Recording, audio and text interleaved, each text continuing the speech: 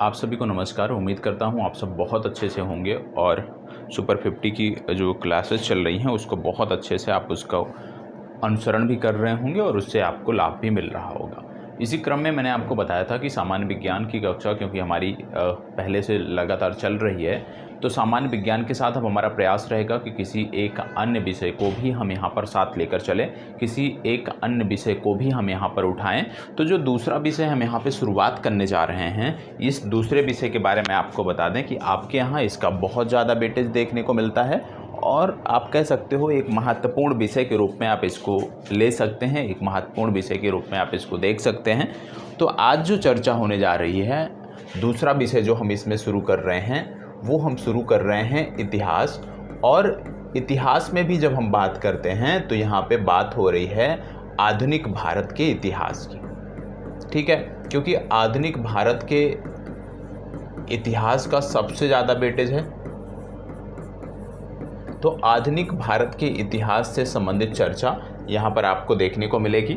याद रखिएगा ये संपूर्ण वीडियो होगी, यहाँ पे ऐसा नहीं है कि प्रीलिम्स के प्रश्न दिखाए जाएंगे और हल कराए जाएंगे, ऐसा कुछ भी नहीं है। यहाँ पे जैसे सामान्य विज्ञान का जो हमारा सेशन चल रहा है जिसमें हम डिटेल से चीज़ों को अध्ययन कर रहे हैं, उसी प्रकार से यहाँ पर भी हम डिटेल से चीज़ों का अध्ययन करेंगे। तो आइए देख लेते हैं आधुनिक भारत का इतिहास जब हम पढ़ने वाले हैं तो किस चीज़ के बारे में सबसे ज़्यादा फोकस करना है, कहाँ से शुरुआत करनी है। सबसे पहले जब हम आधुनिक भारत के इतिहास की बात करते हैं तो आपको याद रखना है कि वर्ष 1700 से लेकर के वर्ष विशेष रूप से यहाँ पे आपको देखने को मिलता है 1800 ईस्वी तक। एक भाग ये देखने को मिलता है जब हम कई भागों में बांटकर आधुनिक भारत के इतिहास को पढ़ते हैं। दूसरा आपको देखने को मिलता है 1800 से लेकर के 1900 ईस्वी तक। और तीसरा चरण जो इसमें देखने को मिलता है वो विशेष रूप से 1900 से लेकर भारत के आज़ादी तक देखने को मिलता है। तो इन तीन चरणों में हम समझने का प्रयास करेंगे आधुनिक भारत के इतिहास के खंड को कि किस प्रकार से हमें पढ़ना है, किस प्रकार से हमारी परीक्षाओं में यहाँ से प्रश्न बन रहे हैं। तो जो हमारी चर्चा शुरू होती है वो शुरू होती है यूरोपीय कंपनियों के आगमन से। यूरोपीय कंपनियों के आगमन से, ठीक है। हमारी जो चर्चा है वो यूरोपीय कंपनियों के आगमन से प्रारंभ होती है। यूरोपीय कंपनियों की जब हम आगमन की बात करते हैं तो आप जानते हैं कि कई सारी यूरोपीय कंपनियां थी जो भारत में आई। जैसे सबसे पहले यदि हम बात करें तो पुर्तगाली की बात हो जाती है, ठीक है, पुर्तगाली कंपनी जो थी। दूसरे पे यदि हम बात करें तो डच कंपनी आती है। अन्य कंपनियों में यदि हम बात करें तो अंग्रेज आते हैं। अंग्रेज के बाद आपको ये भी देखने को मिलता है कि डेन नामक एक कंपनी भी आती है। और पांचवा जो देखने को मिलता है फ्रांसीसी आपको देखने को मिलते हैं, ठीक है। ये कुछ यूरोपीय कंपनियां थी जो विभिन्न समय काल में भारत आई और भारत में अपने व्यापारिक एकाधिकार को लेकर के इन्होंने संघर्ष किया। अब इनमें जो सबसे ज़्यादा सफल कंपनी रही है वो रही है अंग्रेज़ों की कंपनी। अंग्रेज़ों द्वारा जो कंपनी निर्मित की गई, जो भारत में व्यापार के लिए आई, वो सबसे सफल कंपनी साबित हुई। सबसे सफल कंपनी के रूप में हम उसको देखते हैं। सबसे सफल की बात हम करते हैं जब, तो आपको पता होगा कि अंग्रेज़ों को 1757 में सबसे पहले गेट पास मिला, ठीक है। 1757 में जब इनको गेट पास मिल गया, ठीक है, प्लासी के माध्यम से, फिर बक्सर के माध्यम से इनकी स्थिति और सुदृढ़ हुई। फिर बाद में आपने देखा कि किस प्रकार से इन्होंने पश्चिम बंगाल को केंद्र बनाकर अपने राजनैतिक एकाधिकारों को लेकर के, अपने व्यापारिक एकाधिकारों को लेकर के कार्य करना प्रारंभ कर दिया। और इन्होंने व्यापारिक गतिविधियों के साथ साथ राजनैतिक गतिविधियों को भी प्रश्रय देना प्रारंभ कर दिया। राजनैतिक गतिविधियों में भी अपना इन्वॉल्वमेंट जो था वो बढ़ा दिया। इसके बाद आपने देखा कि किस प्रकार से इन्होंने मराठों को नेस्तनाबूद किया, किस प्रकार से इन्होंने मैसूर साम्राज्य को नेस्तनाबूद किया। इन सब चर्चा के बारे में आपको पढ़ा होगा आपने और देखा होगा, हम क्रमवार ढंग से जब पढ़ेंगे तो देखेंगे। और आप यह भी देखते होंगे कि 1773 में जो इन्होंने एक्ट लाया और उसके बाद से भी ये बहुत सारे एक्ट लाए, तो उन्हीं एक्ट या अधिनियमों की बदौलत इन्होंने लंबे समय तक भारत पर शासन किया और लगभग 100 साल तक कंपनी का प्रभुत्व भारत पर बना रहा। और उसके बाद आप जानते हैं कि 1857 की क्रांति होती है और 1857 की क्रांति के बाद 1858 में जो आप कह सकते हो शासन था कंपनी का, वो समाप्त हुआ और सीधे भारत जो था वो ब्रिटिश क्राउन के अंतर्गत आ गया, ब्रिटिश शासन के अंतर्गत आ गया। तो ये आपने देखा होगा और इसको हम क्रमवार ढंग से भी पढ़ते हुए चलेंगे। और इसी समय आपको देखने को मिलता है जब अंग्रेज लगातार भारत में अपने क्षेत्रों का विस्तार कर रहे थे, लगातार व्यापारिक गतिविधियों को छोड़कर राजनीतिक गतिविधियों में ये ज़्यादा इन्वॉल्वमेंट रख रहे थे, तो वहाँ पे देखने को मिला कि भारत में एक बुद्धिजीवी वर्ग का भी उदय होता है। और ये जो बुद्धिजीवी वर्ग था, इसने जो सामाजिक रूढ़ियाँ थी, जो धार्मिक रूढ़ियाँ थी, उन पर काम करना शुरू किया, धार्मिक और सामाजिक बुराइयों को दूर करने के लिए आवाज़ उठाना शुरू किया। और सबसे पहले हिंदू धर्म से इसकी शुरुआत हुई, बाद में मुस्लिम धर्म में भी ये आंदोलन चले, इसके बाद ईसाई धर्म में भी इस तरह के सुधार आंदोलन आपको देखने को मिलते हैं।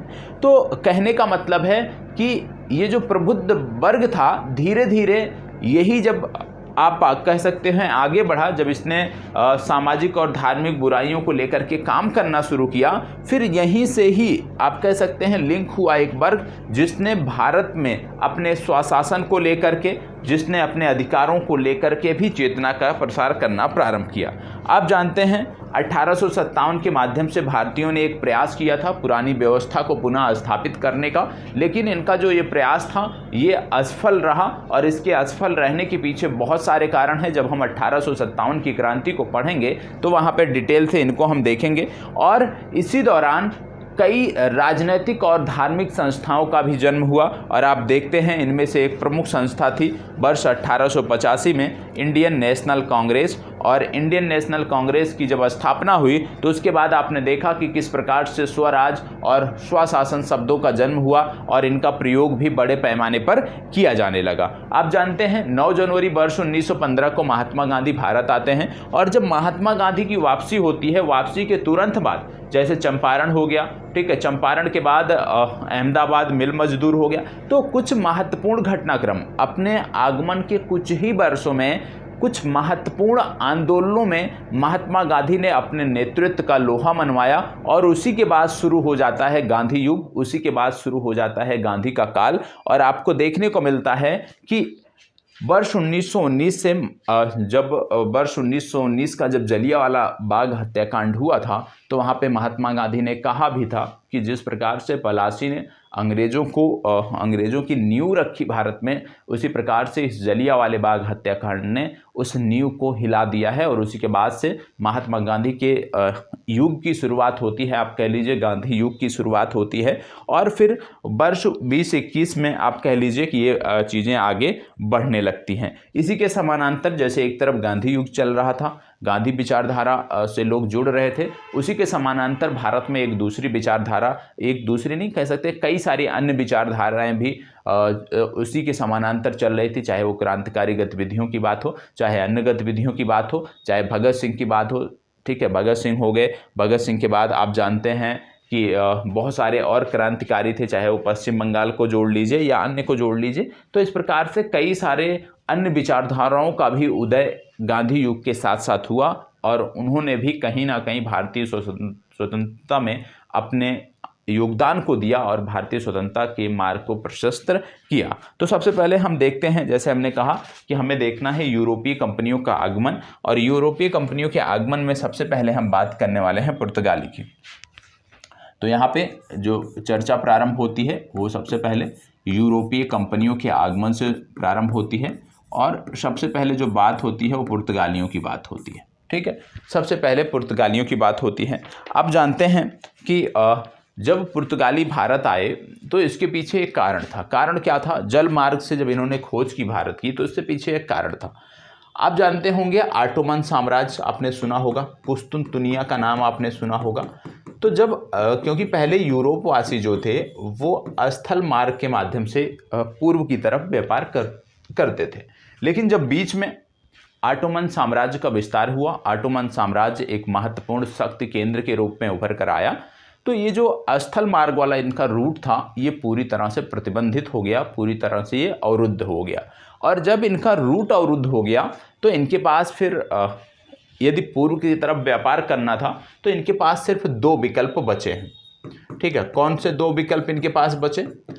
इनके पास दो विकल्प बचे। पहला विकल्प कि भाई ऑटोमन साम्राज्य से युद्ध करो और युद्ध में इनको हराओ और पुनः उस रास्ते पर अपना व्यापार प्रारंभ करो। दूसरा था कि भाई युद्ध करना, क्योंकि व्यापारी वर्ग है, कभी भी युद्ध नहीं चाहता, तो युद्ध करना उतना उचित नहीं है, इससे अच्छा हम नए मार्ग की खोज कर लेंगे। और नए मार्ग की खोज कैसे होगी, क्योंकि स्थल मार्ग तो पूरा का पूरा अवरुद्ध था।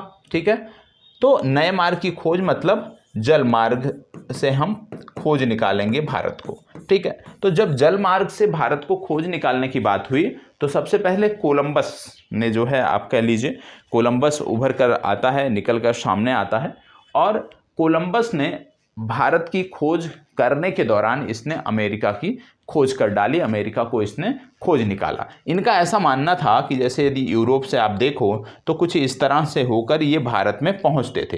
तो इनका मानना था कि यदि हम यहाँ से, यदि हम, ये हमारा पॉइंट है पुर्तगाल, यहाँ से हम शुरू करते हैं, ठीक है, कुछ नीचे जाते हैं, तो इतना पूर्व में जाने से अच्छा है कि हम थोड़ा पश्चिम में मूव कर जाएं और फिर हम भारत के इस तरह से, भारत के इस बिंदु पर पहुंच सकते हैं। तो वही किया कोलंबस ने। और इसने जब ये किया तो उसको नहीं पता था कि यहाँ भी एक संरचना है, एक यहाँ पे भी आप कह सकते हो स्थल खंड है, और फिर इसने जाकर अमेरिका की खोज कर दी। तो कोलंबस सबसे पहला यात्री था जिन्होंने आप कह सकते हो नए जलमार्गों की खोज के लिए कदम बढ़ाए और इसने जाकर अमेरिका की खोज कर दी। इसके बाद आपको देखने को मिलता था कि, क्योंकि इस समय में आप जानते हैं समस्याएं भी बहुत सारी थी कि जैसे कि दिशा सूचक यंत्र नहीं हुआ करते थे, जो नौकाएं थीं वो इतनी सक्षम नहीं हुआ करती थी कि वो हज़ारों मील की यात्रा कर सकें, समुद्र की थपेड़ों को झेल सकें। तो बहुत सारी उस समय चुनौतियां थी, लेकिन उन सभी चुनौतियों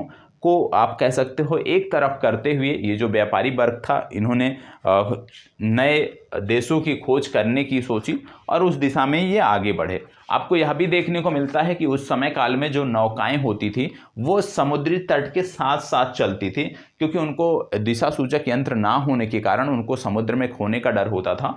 तो वो समुद्री तट के साथ साथ चलते थे, मतलब समुद्री तट उनको दिखता रहता था और उसी तरह से वो दिशा में आगे बढ़ते थे। अब जैसे कि हम पढ़ने जा रहे हैं पुर्तगालियों के बारे में, तो जब हम पुर्तगालियों के बारे में पढ़ने जा रहे हैं तो सबसे पहला जो नाम आता है वो नाम आता है वास्को डी गामा का। ठीक है, वर्ष 1498 किसका नाम आता है? Vasco D gamma. ठीक है, पहला यात्री था वास्को डी गामा। जो था ये क्या था? ये प्रथम यात्री था, याद रखिएगा, जो भारत आया था। वास्को डी गामा 1498 ईस्वी में भारत आया था और ये प्रथम यात्री था, ये आपको याद रखना है। और ये पहुंचा कहाँ पे था? तो ये पहुंचा था कालीकट नामक बंदरगाह पे। कहाँ पहुंचा था? कालीकट नामक बंदरगाह पे पहुंचा था। और कालीकट, जिसको ना पता हो, कोझीकोड याद रखिएगा, इसी को पहले कालीकट कहते थे। तो यहाँ पे जब ये पहुंचा तो यहाँ पे जेमोरिन जो यहाँ का शासक था उसने इनका स्वागत किया। ठीक है, स्वागत सत्कार किया। और उसके बाद जब ये वापस जाने लगे तो ये अपने साथ बहुत सारी वस्तुएं लेकर के गए भारत से। और भारत से जो ये वस्तुएं लेकर के गए, जब ये अपने मूल देश वापस पहुंचते हैं तो वहाँ पर इन्होंने इन वस्तुओं को 60 गुना ज़्यादा दाम पर बेचा। ठीक है, 60 गुना दाम पर बेचा। और भाई कोई भी व्यापारी होगा, यदि किसी को इतना मुनाफा हो रहा है तो निश्चित रूप से जब अन्य व्यापारी जानेंगे तो उनकी भी इच्छा होगी कि वो भी जाएं और इतना मुनाफा कमाएं। तो जब 60 गुना दाम पर बेचा और लोगों को पता चला तो बहुत सारे अन्य व्यापारियों ने भी भारत की तरफ का रुख किया। फिर इसके बाद दूसरा यात्री आपको देखने को मिलता है। दूसरा यात्री जो भारत पहुंचा, दूसरा पुर्तगाली यात्री जो भारत पहुंचा, इसका नाम था अल्ब्रेज कैम्पबेल। ठीक है, अल्ब्रेज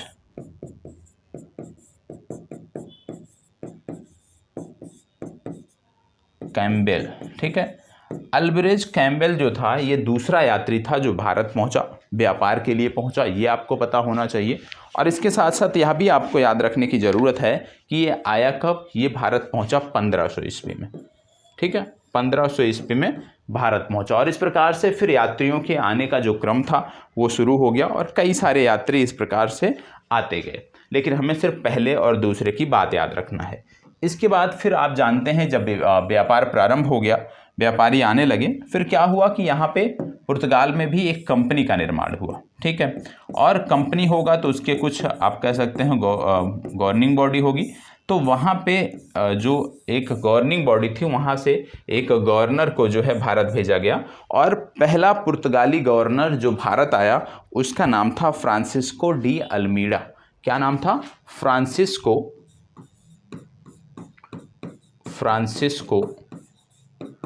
de Almeida. Francisco de Almeida जो है ये भारत आने वाला पहला पुर्तगाली गवर्नर था, ये आपको याद रखना है। और फ्रांसिस्को डी अल्मीडा जब भारत में आया तो इसने एक नीति चलाई जिसको ब्लू वाटर पॉलिसी के नाम से आप जानते हैं। ब्लू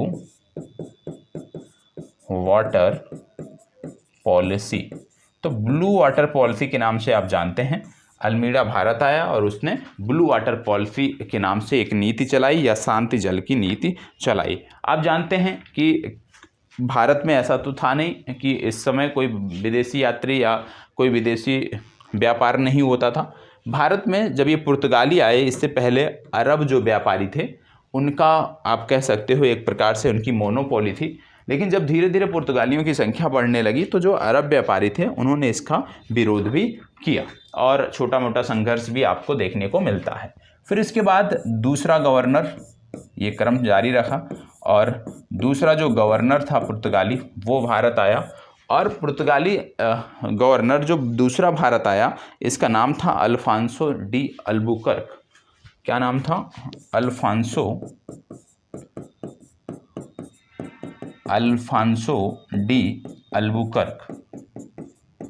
ठीक है, और ये जो अल्फांसो डी अल्बुकर्क ये जो दूसरा गवर्नर भारत आया, आप कह लीजिए पुर्तगाली शक्ति जो थी भारत में स्थापित करने का जो श्रेय जाता है वो इसी को जाता है, क्योंकि इसने 1510 ईस्वी में गोवा पर अधिकार कर लिया। और आपको यह भी पता होना चाहिए कि गोवा पर जो इनका अधिकार था वो कब तक बना रहा? ये 1961 तक बना रहा। याद रखना है, 1961 तक इनका अधिकार बना रहा। 1510 ईस्वी में इन्होंने गोवा पर अधिकार कर लिया। 1530 ईस्वी में इन्होंने गोवा को अपने राजधानी के रूप में बताया। 1530 ईस्वी में इन्होंने उसको राजधानी के रूप में स्थापित कर दिया कि गोवा हमारी राजधानी होगी। ठीक है, इसके बाद आगे चलकर देखने को मिलता है कि आसपास के क्षेत्रों में इन्होंने अधिकार करना प्रारंभ किया और सबसे पहले 1534 से 1535 इन्होंने दमन द्वीप पर अधिकार कर लिया। ठीक है, दमन द्वीप पर इन्होंने अधिकार कर लिया। तो 1534-35 में इन्होंने क्या किया? 1534-35 में इन्होंने दमन द्वीप पर अधिकार कर लिया, ये आपको पता होना चाहिए। ठीक है, अब इसके बाद यदि मैं बात करूं कंपनी द्वारा फैक्ट्री स्थापित करने की, तो इन्होंने जो फैक्ट्री स्थापित की वो 1503 ईस्वी में की। 1530 ईस्वी में 1503 में इन्होंने कहाँ की? कोचीन में कर ली और कन्नूर में कर ली। तो ये भी आपको याद रखने की ज़रूरत है कि कोचीन और कन्नूर में इन्होंने फैक्ट्री स्थापित कर ली। अब इतना तो देख लिया आपने कि 1510 ईस्वी में इन्होंने गोवा पर अधिकार कर लिया और गोवा पर अधिकार के बाद इन्होंने क्या किया? गोवा पर अधिकार के तुरंत बाद आपने देखा कि 1530 ईस्वी में इन्होंने गोवा को राजधानी बना दिया और 1534-35 में इन्होंने दमन द्वीप पर भी अधिकार कर लिया। इतनी जानकारी आपने देख लिया। अब आपको बता दें कि इन्होंने इसके द्वारा सेकंड पुर्तगाली जो गवर्नर था अल्फांसो डी अल्बुकर्क, इसके द्वारा एक नीति प्रारंभ की गई। ठीक है, जैसे मान लो ये भारत का पश्चिमी तट है।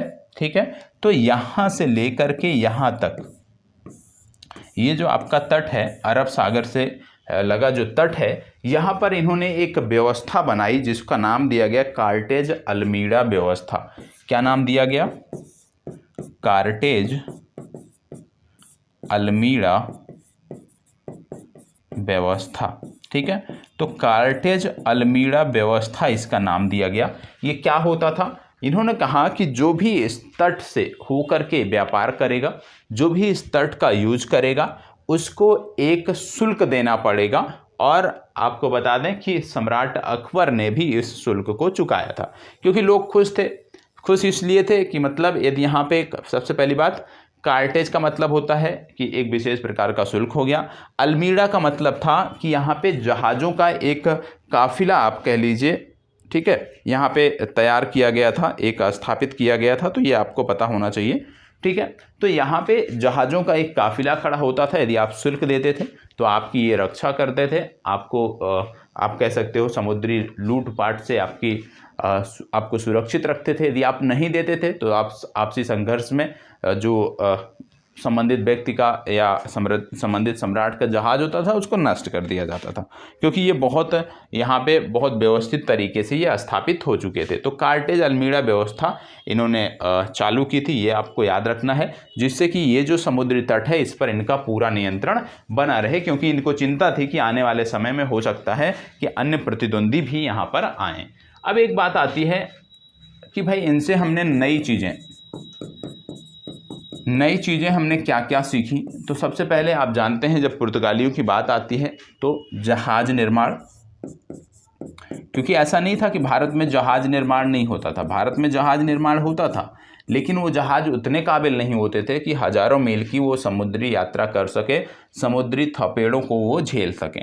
दूसरी बात, ये अपने साथ तंबाकू लेकर आए, तो तंबाकू, प्रिंटिंग प्रेस की जब हम बात करते हैं तो इसका भी ज्ञान इन्हीं के द्वारा भारत को दिया गया। तो नई चीज़ें जो थी, जहाज निर्माण, तंबाकू और प्रिंटिंग प्रेस, इसको आपको याद रखने की ज़रूरत है, ये बहुत अनिवार्य है, ये आपको पता होना चाहिए। इसके साथ साथ जब हम आगे बढ़ते हैं तो आगे आपको कुछ चीज़ें और भी ध्यान में रखने की ज़रूरत है। जैसे इतनी चीज़ें तो हो गई, जिसको समझ में आ गया है नोट कर लें, ठीक है, जिनको नहीं समझ में आया है तो एक बार फिर से समझने का प्रयास करें। तो ये तो हो गई बात पुर्तगालियों की। पुर्तगालियों की बाद जो दूसरी चर्चा होती है वो होती है डचों की। ठीक है, किसकी चर्चा होती है? डचों की चर्चा होती है। दूसरी चर्चा डचों की होती है पुर्तगालियों के बाद। और डचों की जब बात करें तो डच कंपनी की जब बात आती है तो वर्ष की बात आती है 1602। ठीक है, वर्ष 1602 की बात आती है। तो डचों की बात आती है, वर्ष 1602 की बात आती है। और आपको बता दें कि जब डच की हम बात करते हैं, इन्हीं को बोला जाता था हॉलैंड के निवासी। ठीक है, या यदि आपसे बोल दिया जाए नीदरलैंड तो गलत नहीं होगा। ठीक है, हॉलैंड उस समय एक प्रमुख क्षेत्र हुआ करता था। मान लो ये नीदरलैंड है तो ये इसके पश्चिमी भाग में एक प्रमुख क्षेत्र हुआ करता था जिसको हॉलैंड नाम से पुकारा जाता था, और ये उसी से जोड़ करके था। तो ये आपको याद रखना है, डच का मतलब हॉलैंड या नीदरलैंड, जो भी आप कहेंगे सही है। ठीक है, अब आपको बता दें कि पुर्तगालियों की लगभग 100 साल की मोनोपोली के बाद कोई उनका प्रतिद्वंदी उभर कर आया था। ठीक है, 100 साल की इनकी मोनोपोली थी, उसी के बाद कोई प्रतिद्वंदी इनका निकल कर आया, और ऐसा आने वाले जो है वो डच थे। 1602 ईस्वी में इन्होंने कंपनी बनाई। कंपनी बनाने के बाद सदन से, इनके संसद से इनको ये अधिकार मिला कि ये किसी भी देश के साथ व्यापार कर सकते हैं, किसी भी देश के साथ ये युद्ध कर सकते हैं, किसी भी क्षेत्र पर अपना नियंत्रण कर सकते हैं, और इन सब में संबंधित देश इनकी मदद करेगा। तो संसद से एक आप कह सकते हो कि एक अधिकार इनको मिला एक विशेष व्यवस्था के तहत, और इसी के बाद से ये निकले। और इन्होंने, क्योंकि आप जानते हैं पश्चिमी तट की यदि हम बात करें तो यहाँ पुर्तगालियों का पूरा कंट्रोल था, तो इन्होंने पश्चिमी तट पर नहीं गए ये, बल्कि इन्होंने पूर्वी तट से प्रवेश करने का मन बनाया। और जब पूर्वी तट की बात आती है तो सबसे पहले आपको याद रखना है कि 1605 ईस्वी में पूर्वी तट पर मछलीपट्टनम याद रखना है। 1605 ईस्वी में मछलीपट्टनम में पहली फैक्ट्री इन्होंने बनाई, और इन्होंने अपनी दूसरी फैक्ट्री नेगापट्टनम में बनाई। कहाँ बनाई? नेगापट्टनम में इन्होंने अपनी दूसरी फैक्ट्री तैयार की। तो ये दोनों आपको याद रखना है, मछलीपट्टनम और नेगापट्टनम। और इन्होंने विशेष रूप से इनके द्वारा एक सिक्के का प्रयोग किया गया जिसको बोला गया पैगोडा। ठीक है, तो ये हो गए, डचों की बात हो गई। और आपको बता दें कि ये ऐसा नहीं था कि ये सिर्फ और सिर्फ दक्षिण भारत में रहे, ये बंगाल भी पहुँचे, ये पश्चिम बंगाल भी पहुँचे और पश्चिम बंगाल में भी इन्होंने फैक्ट्री की स्थापना की। पश्चिम बंगाल में जो इनके द्वारा पहली फैक्ट्री स्थापित की गई वो पिपली में स्थापित की गई, और इनके द्वारा जो दूसरी फैक्ट्री स्थापित की गई वो कोलकाता में स्थापित की गई, याद रखना है, कलकत्ता में स्थापित की गई। कहाँ पे? चिनसुरा। और यहाँ पे एक किले का भी निर्माण किया गया, चिनसुरा में एक किले का भी निर्माण किया गया जिसका नाम था गुस्तावुस फोर्ट। गुस्तावुस फोर्ट, तो ये भी याद रखना है कि भाई गुस्तावुस फोर्ट का निर्माण किसने किया? गुस्तावुस फोर्ट का जो निर्माण था वो डचों द्वारा किया गया था। कब? 1680 से 90 के आसपास में। एक चीज़ और याद रखना है, बाद में आगे चलकर इन्होंने 1690 ईस्वी में नेगापट्टनम को जो है अपना हेडक्वार्टर बनाया। तो 1690 ईस्वी में इन्होंने जाकर नेगापट्टनम को अपना हेडक्वार्टर बनाया। हालांकि इन्हें मजबूती नहीं मिली। मजबूती इनको नहीं मिलने के पीछे कारण क्या था कि जब ये 1602 में आए तो उसी के 8 से 10 वर्षों में अन्य सारी यूरोपीय कंपनियों ने भी, अन्य सारे यूरोपीय देशों ने भी भारत में अपनी दिलचस्पी दिखाई और ये स्थापित उतने अच्छे से नहीं हो सके जितने अच्छे से पुर्तगालियों को मौका मिला था। और इससे क्या हुआ कि एक प्रतिस्पर्धा का माहौल यहाँ पर बन गया, और विशेष रूप से जो प्रतिस्पर्धा का माहौल यहाँ पे बना तो उस प्रतिस्पर्धा के माहौल में सारे टिक नहीं पाए। ठीक है, प्रतिस्पर्धा के माहौल में सारे टिक नहीं पाए। विशेष रूप से आप जानते हैं कि जो प्रतिस्पर्धा थी जिसमें लंबे समय तक संघर्ष चला वो अंग्रेज़ों और फ्रांसीसियों के मध्य चला। ठीक है, अंग्रेज़ों और फ्रांसीसियों के मध्य लंबा संघर्ष चला, बाकी और किसी के मध्य कोई संघर्ष नहीं हुआ, कोई टिक नहीं सका। हालांकि पुर्तगाली थे जो अंग्रेज़ों का सामना कर सकते थे, लेकिन ये भी अंग्रेज़ों से युद्ध नहीं किए, जिसके पीछे एक कारण था। आप जानते थे कि यूके के जो सम्राट थे जिनका नाम था चार्ल्स द्वितीय, उनका विवाह हुआ था पुर्तगाल की राजकुमारी कैथरीन के साथ। तो क्योंकि यहाँ पे इनके बीच वैवाहिक संबंध हो गए थे, ठीक है, वैवाहिक संबंधों के बाद आप जानते हैं उपहार स्वरूप बम्बई भी इनको प्राप्त हो गया था। तो वैवाहिक संबंध होने के कारण इनके बीच जो संबंध रहे, आप कह सकते हैं जो सामंजस्य रहा वो बेहतर रहा, और कहीं भी इस तरह का कोई भी संघर्ष देखने को नहीं मिलता है। लेकिन फ्रांस और यूके के बीच, क्योंकि यूरोप में भी लगातार युद्ध चल रहा था, इन दोनों के बीच प्रमुख प्रतिद्वंदी थे, तो वहाँ पे जो युद्ध चल रहा था उसका प्रभाव भारत में भी देखने को मिल रहा था। और जैसे वहाँ पे संघर्ष जब होता था तो वही आप कह सकते हो वही चीज़ें भारत में भी देखने को मिल रही थी। तो आपको पता होगा कि बम्बई 10 पाउंड के वार्षिक किराए पर बाद में किंग ने जो है वो कंपनी को दे दिया था। और जब हम डचों की बात करते हैं तो आपको बता दें डचों और अंग्रेज़ों के बीच एक संघर्ष हुआ था। डच और अंग्रेज़ के बीच मात्र एक प्रमुख संघर्ष हुआ था और जिसको बेदारा का युद्ध बोलते हैं। और इसी के बाद बेदारा का युद्ध, और इसी के बाद जो डच थे वो भारत से अपनी फैक्ट्रियां, अपनी सारी चीज़ों को इन्होंने समेट लिया, और ये लगभग 1759 ईस्वी में हुआ था। तो बेदारा के युद्ध के माध्यम से जो है जो चिनसुरा में हुआ था, डच पूरी तरह से समाप्त हो गए, और इसके बाद से डचों ने अपना जो फोकस था वो भारत से हटाकर इंडोनेशिया पर कर दिया, क्योंकि वहाँ पर इस तरह के कोई प्रतिद्वंदी नहीं थे। अब यहाँ पे अंग्रेज़ों के एकमात्र प्रतिद्वंदी कौन रह गए? एकमात्र प्रतिद्वंदी रह गए फ्रांसीसी। ठीक है, तो अब आइए अंग्रेज़ों के बारे में देखते हैं। सबसे पहले अंग्रेजी कंपनी के बारे में देखते हैं।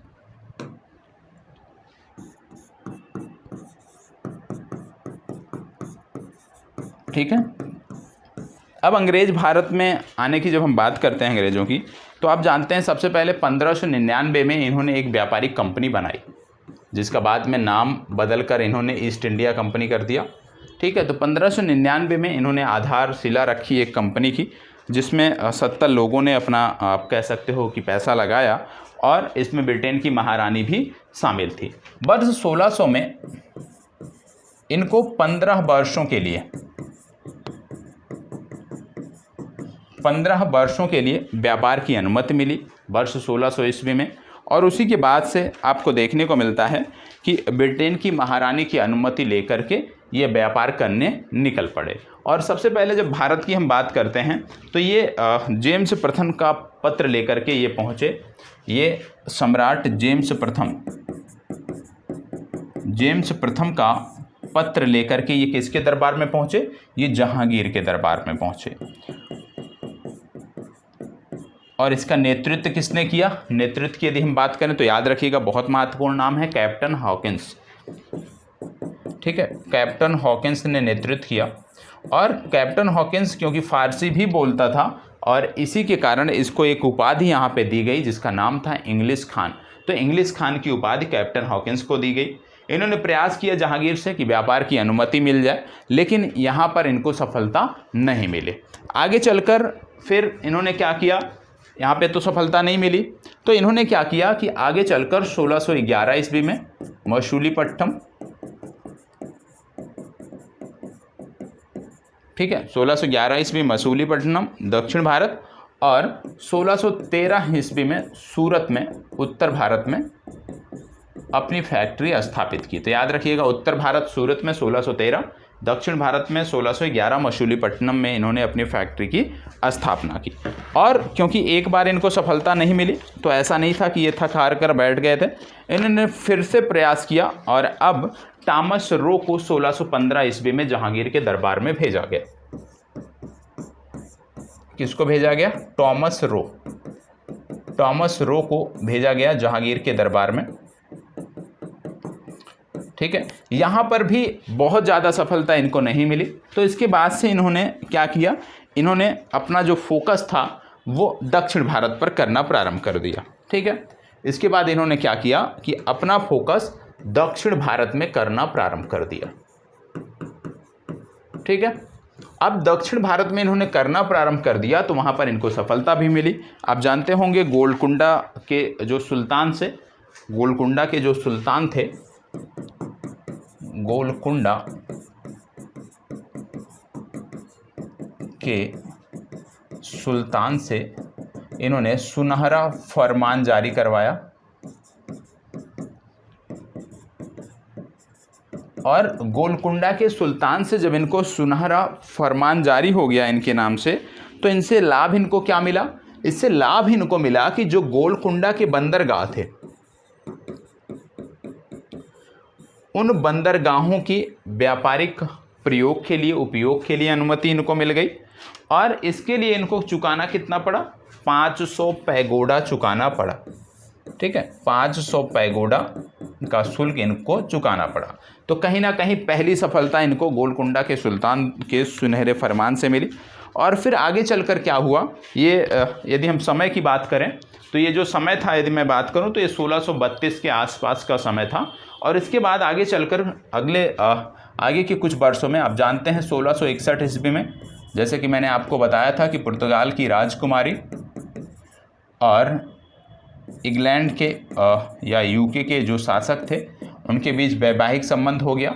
और उसके कारण इनको इंग्लैंड के शासक के द्वारा, राजा के द्वारा बम्बई जो है किराए पर मिल गया।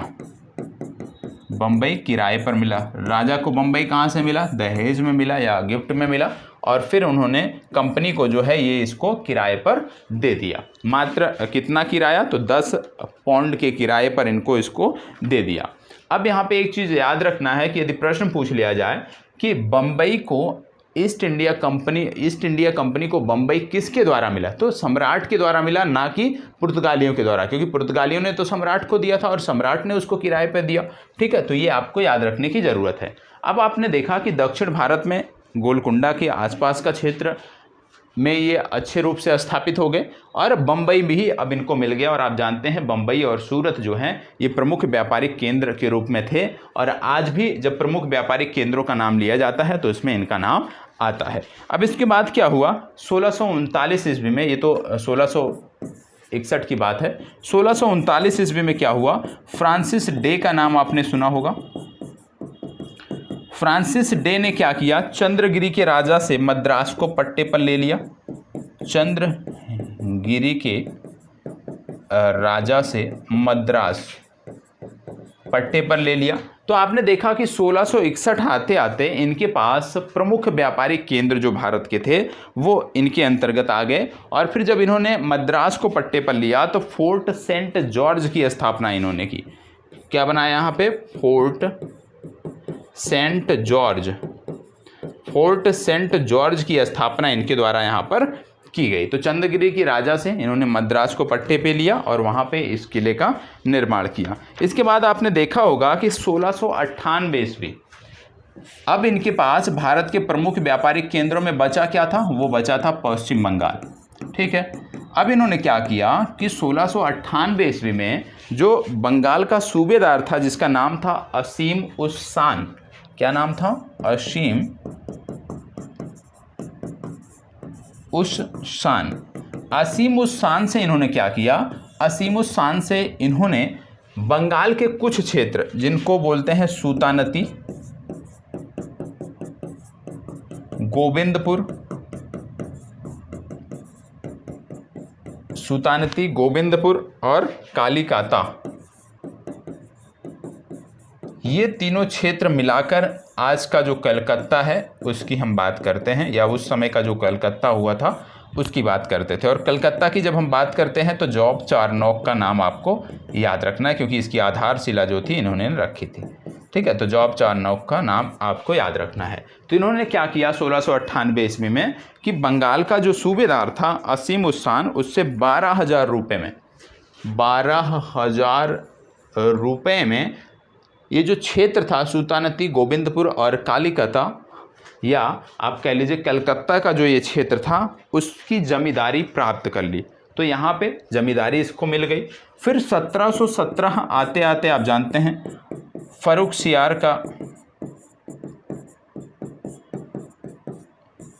सियार के फरमान द्वारा इनको और भी छूट मिल गई। तो इस प्रकार से आपने देखा कि अंग्रेज़ों ने किस प्रकार से भारत में अपनी सत्ता की स्थापना की। और अब इनके लिए फर्रुख सियार के जो यहाँ पे आप कह सकते हो घोषणा के द्वारा इनकी जो राहें थी वो भारत में आसान हो गई। इसके बाद फिर अगली कंपनी के रूप में आप देखते हो डेन या डेनिस को देखते हो। डेन या डेनिस कंपनी के बारे में आपने देखा। तो जब ब्रिटेन में बहुत सारी कंपनियां भारत से व्यापार कर रही थी, मुनाफा कमा रही थी, तो जो भी देश सक्षम थे वो सभी चाहते थे कि वो भी इसका लाभ उठाएं। तो इन्होंने भी क्या किया कि 1616 ईस्वी में एक कंपनी बनाई। 1616 ईस्वी में एक कंपनी बनाई और उस कंपनी को व्यापार करने के लिए भारत भेज दिया। भारत में ये आए तो इन्होंने 1620 ईस्वी में तमिलनाडु के त्रैंकोबार में अपनी फैक्ट्री स्थापित की। इसके बाद 1676 में श्रीरामपुर में इन्होंने अपनी फैक्ट्री स्थापित की। श्रीरामपुर पश्चिम बंगाल में पड़ता था। इन्होंने अपनी फैक्ट्री स्थापित की और बाद में 1745 में जो भी इनकी फैक्ट्रियां थी भारत में उसको अंग्रेज़ों के बेचकर ये चले गए। इसके पीछे कारण क्या था, क्योंकि ये पहले से ये जो देश था ये पहले से खस्ता हाल था। ठीक है, क्योंकि ये अपने लगातार वहाँ पे यूरोप में युद्ध चल रहे थे और वहाँ पे लगातार ये युद्ध लड़ रहे थे, तो इनकी हालत जो है वो पहले से ही दयनीय थी। और जब ये भारत में आए और यहाँ पर जब इनको पूंजी की आवश्यकता पड़ती थी तो वो उनके संबंधित देश से मिल नहीं पाती थी, क्योंकि वो पहले से ही वहाँ पे तंगी से गुजर रहे थे, आर्थिक तंगी से गुजर रहे थे।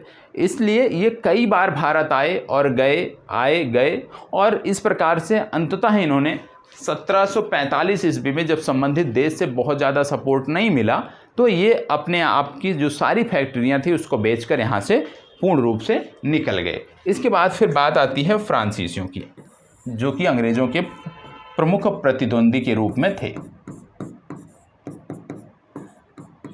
और आपको यहाँ पे एक चीज़ और याद रखना है, जब फ्रांसीसियों की बात करते हैं इनकी जो कंपनी थी वो उसका जो नियंत्रण था वो गवर्नमेंट कर रही थी, मतलब एक सरकारी कंपनी थी। अंग्रेज़ों की जो कंपनी थी ईस्ट इंडिया कंपनी, वो क्या थी, एक प्राइवेट कंपनी थी, एक निजी कंपनी थी। ये आपको याद रखना है।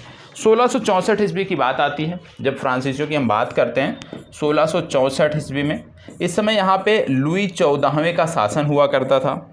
ठीक है। और इनका पहले से ही युद्ध लगातार यूके से चल रहा था, ये आपको याद रखना है। और यहाँ पे कोलबर्ट थे जो इनके वित्त मंत्री थे, क्योंकि ये जो कंपनी बनाई गई व्यापार के लिए, ये कोलबर्ट के ही दिमाग की उपज थी, जो कि लुई 14वें के वित्त मंत्री थे। इन्होंने भी 1668 ईस्वी में सूरत में अपनी पहली फैक्ट्री बनाई। 1668 में सूरत में इन्होंने अपनी पहली फैक्ट्री की स्थापना की। इसके बाद आपको देखने को मिलता है कि 1673 ईस्वी में इन्होंने पांडिचेरी पर अधिकार किया। पांडिचेरी को जो है वो हेडक्वार्टर के रूप में बनाया। पांडिचेरी को हेडक्वार्टर के रूप में इन्होंने बनाया, ये आपको पता होना चाहिए, ठीक है। अब बात आती है अंग्रेज वर्सेस फ्रांसीसियों की जो लड़ाई थी, क्योंकि जैसे मैंने कहा कि प्रमुख प्रतिद्वंदी यही थे, बाकी तो सारे हट गए थे, ठीक है। अब क्योंकि यूरोप में जो लड़ाइयाँ चल रही थी उसका असर इन पर भी होता था, और भारत में इनके जो युद्ध होते थे उसका नाम दिया गया कर्नाटक युद्ध। तो जो कर्नाटक युद्ध थे, कर्नाटक युद्ध की जब हम बात करते हैं तो ये विशेष रूप से अंग्रेज और फ्रांसीसियों के मध्य युद्ध हुए। इनको कर्नाटक युद्ध क्यों नाम दिया जाता था? कर्नाटक युद्ध इसलिए नाम दिया जाता था क्योंकि ये जो युद्ध थे ये कर्नाटक की गद्दी को लेकर के थे, जिसमें हैदराबाद और कर्नाटक की बात आती है। तो क्योंकि कर्नाटक की गद्दी को लेकर के ये संघर्ष हो रहा था, इसलिए इसको कर्नाटक युद्ध नाम दिया गया था। आप जानते हैं औरंगजेब की मृत्यु के बाद एक बड़ा साम्राज्य वो अपने पीछे छोड़कर गया था, और अंग्रेज और फ्रांसीसी दोनों चाहते थे कि जो क्षेत्र हैं उस पर उनके चहेते जो हैं वो गद्दी पर बैठें, और इसी को लेकर के कर्नाटक युद्ध जो है वो प्रारंभ हुआ था, क्योंकि दोनों का प्रयास था कि अपने अपने लोगों को यहाँ पे गद्दी पे बैठाया जाए। और यहाँ पे याद रखना है कि जब हम बात करते हैं कि जो इनके बीच संघर्ष हुए, फ्रांसीसियों के बीच जो संघर्ष हुए, उसमें सबसे पहला जो प्रथम कर्नाटक युद्ध की जब हम बात करते हैं, इनमें जो आप कह लीजिए संधियाँ हुई हैं वो महत्वपूर्ण हैं। तो प्रथम कर्नाटक युद्ध की जब हम बात करते हैं, इसमें ये बहुत ही बेहतर स्थिति में थे, फ्रांसीसी बहुत ही बेहतर स्थिति में थे, और 1746 से 1748 के बीच ये युद्ध लड़ा गया था, और इसमें एक संधि हुई थी। इस संधि को जो नाम दिया गया वो आपको याद रखना है, ए ला शापेल की संधि। क्या याद रखना है? ए ला शापेल की संधि। और ये जो स्थान है ये कहाँ पे पड़ता था? एला सापेल। ये जो एला सापेल स्थान है ये पश्चिम जर्मनी में एक स्थान पड़ता है, वहीं पर ये संधि हुई थी, तो इसको आपको याद रखना है। इसके बाद द्वितीय कर्नाटक युद्ध की जब हम बात करते हैं या तृतीय कर्नाटक युद्ध की बात करते हैं तो वहाँ पे आपको कुछ चीज़ें याद रखनी हैं, ठीक है। द्वितीय कर्नाटक युद्ध की बात करते हैं तो 1749 से 1754 की बात आती है, और यहाँ पे जो संधि हुई है वो हुई थी पांडिचेरी की संधि।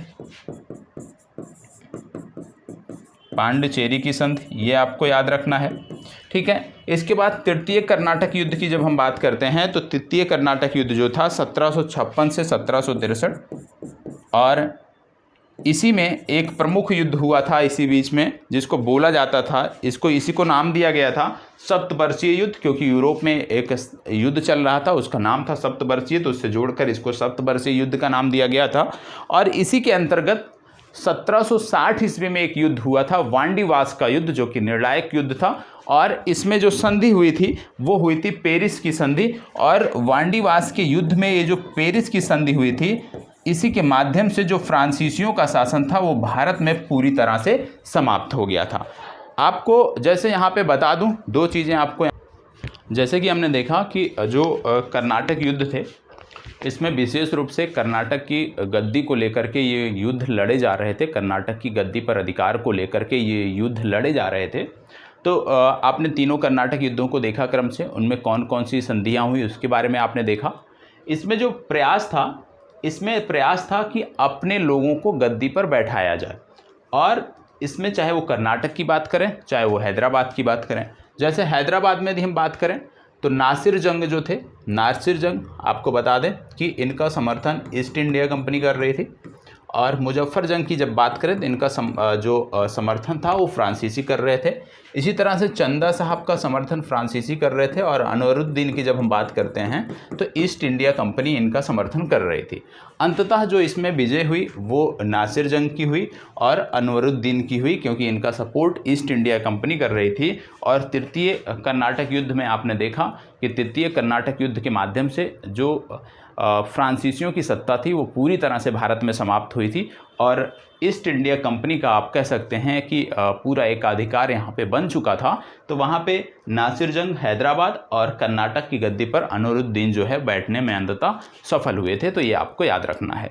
इसके बाद की जो चर्चा है वो नेक्स्ट सेशन में हम करेंगे और यदि अच्छा लगा है तो ज़रूर कमेंट बॉक्स में बताइएगा। अपनी जो प्रतिक्रिया है वो कमेंट बॉक्स के माध्यम से हमें ज़रूर पहुँचाइएगा, क्योंकि प्रयास है कि 2 विषयों को लेकर के हम चलें और इतिहास और सामान्य विज्ञान ये 2 महत्वपूर्ण विषय हैं। यदि इन दोनों को हम समय पर समाप्त कर लेते हैं और अच्छे तरीके से रिवाइज कर लेते हैं तो निश्चित तौर पे प्रीलिम्स की जो हमारी दौड़ है ये आसान हो जाएगी और निश्चित तौर पे हमें सफलता मिलेगी। तो जो भी डाउट हैं कमेंट बॉक्स में आप पूछ सकते हैं। कैसा रहा ये सेशन, इसके लिए भी रिव्यू आप कमेंट बॉक्स में दीजिए। धन्यवाद, बहुत बहुत आभार।